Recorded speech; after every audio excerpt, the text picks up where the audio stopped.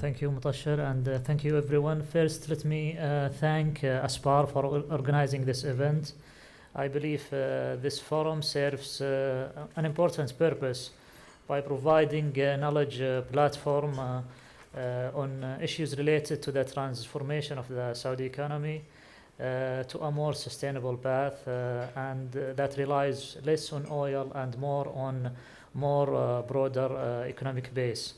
I think such a platform is important for Saudi Arabia that is going through this transition, which requires continuous thinking and rethinking of what can we do in order to make this transformation successful one.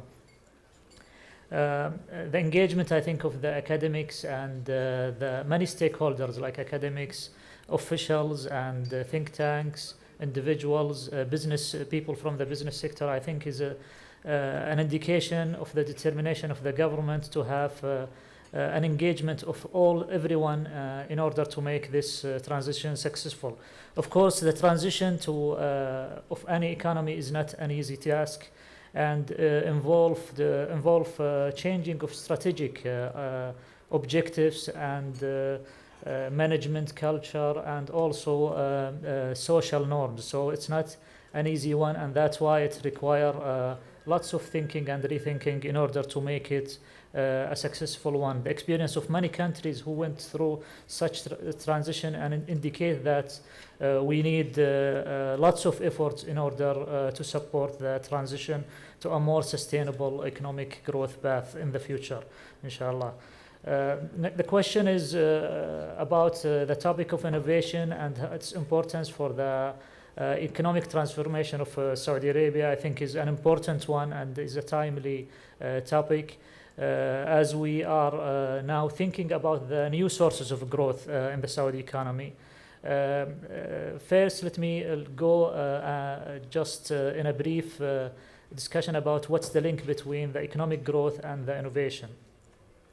It's proven statistically and empirically that the innovation supports economic growth by creating a competitive and economy and also by supporting the economic progress and improving the living standards of the people.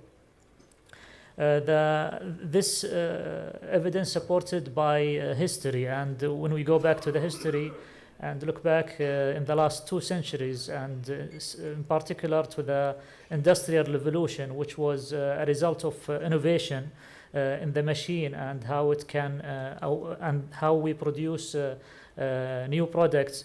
It's an indication of the impact of transformation of innovation on the improving the living standards of the people, not only in the countries that experienced the Industrial Revolution, but on the whole world.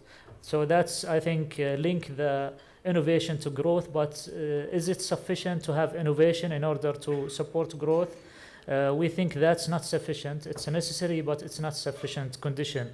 And therefore, we need, in order to have a growth, we need monetary and financial stability in order to create an environment that supports growth.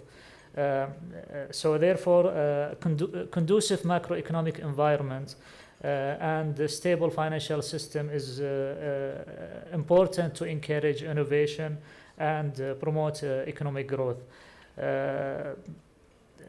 Government policies can play a role in supporting innovation, and that support could come through reforming the regulation and updating the regulation in order to make it supportive for growth, and also through supporting and improving the institutional framework in order to create institutions that can change its objective in order to support innovation.